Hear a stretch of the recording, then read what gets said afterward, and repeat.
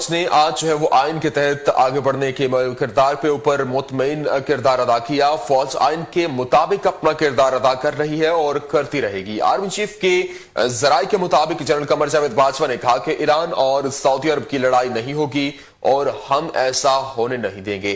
जबकि 41 इस्लामी ममालिक का इत्तेहाद किसी मुल्क के खिलाफ नहीं और अभी इस इत्तेहाद के TORs तय होना बाकी है। इसी हवाले से मजीद बात करेंगे। हमारे साथ मौजूद है नुमाइंदा चैनल 5 जमीर हुसैन। जमीर हुसैन, बताइएगा क्या तफसीलात है?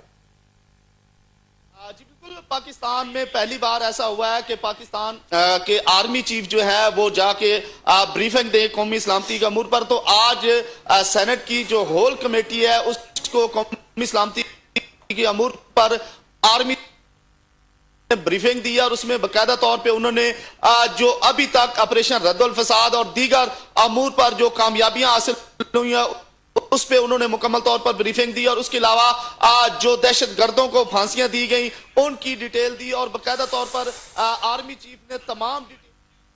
बहुत शुक्रिया जमीर हुसैन, हमें तफसीलात सबमिट कर रहे थे। आगे बढ़े, आपको अहम